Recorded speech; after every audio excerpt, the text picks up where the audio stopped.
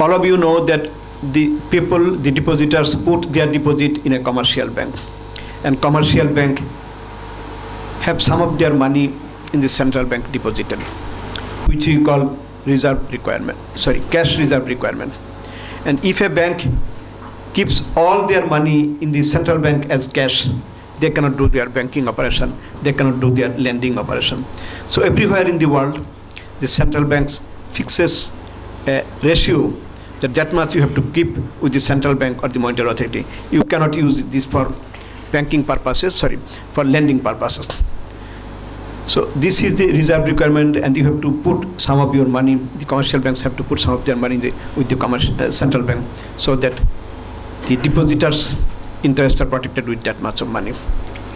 But if all the commercial banks go to the central bank to get their deposit back, the central bank won't be able to really serve the commercial banker.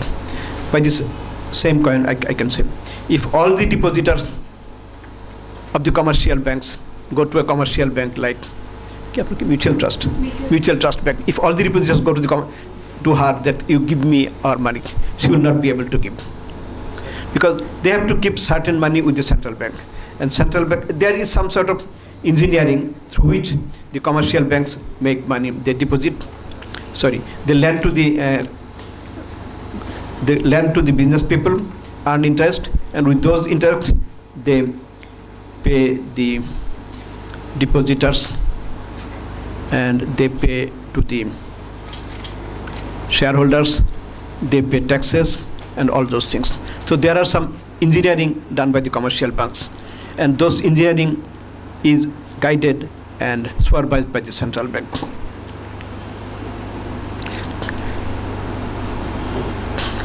In many countries, the central banks are entirely independent of the government. Developed countries like maybe USA, Germany, they are as good as independent of the government. But developing countries like ours and other present here, they have to have some sort of supervision or some sort of guidance from the government. They cannot be entirely independent, be it in Maldives, Sudan, or Philippines, as well as in Bangladesh.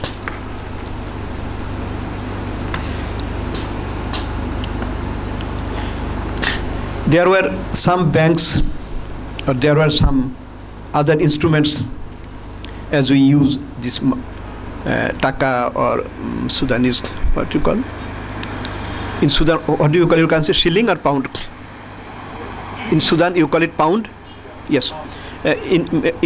Before they used pounds, or in Philippines, peso, or in Bangladesh, taka, there were some other instruments used by different countries in many different names.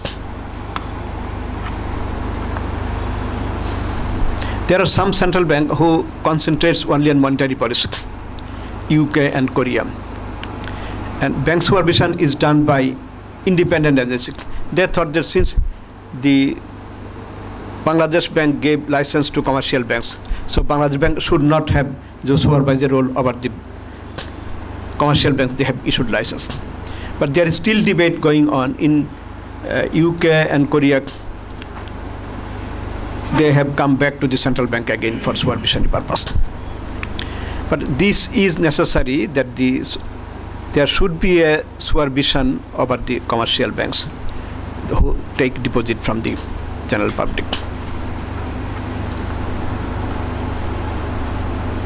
Central banks, as we see,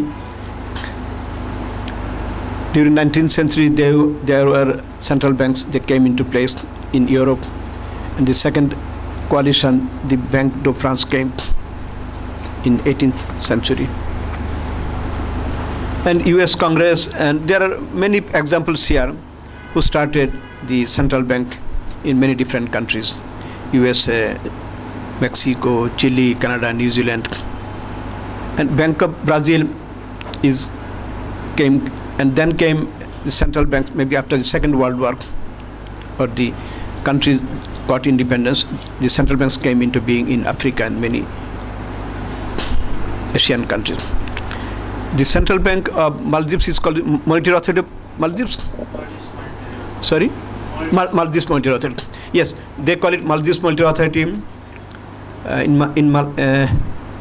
In Singapore, they call Monetary Authority of Singapore MASC, and in Saudi they call it SAMA, Saudi Arabian Monetary Agency.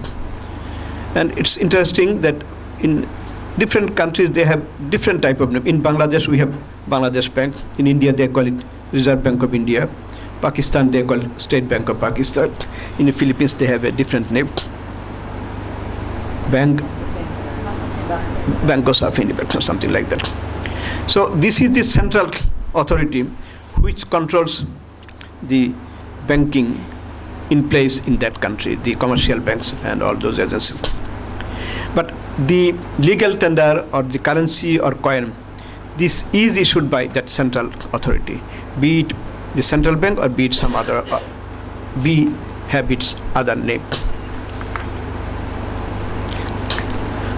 United Kingdom, they started in 1690, and Bank of England, that was devised by Charles Montagu.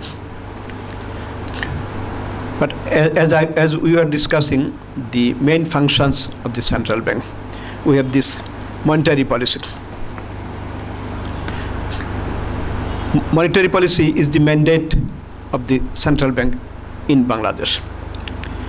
And we formulate this monetary policy in consultation with the government. We are not entirely independent as they are independent in USA and Germany.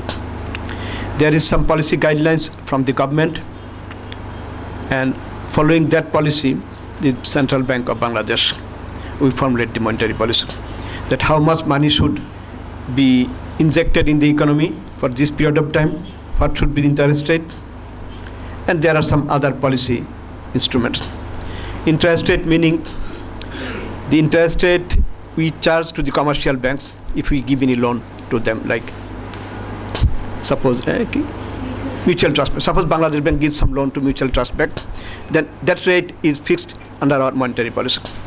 There are some other rates, we call it bank rate.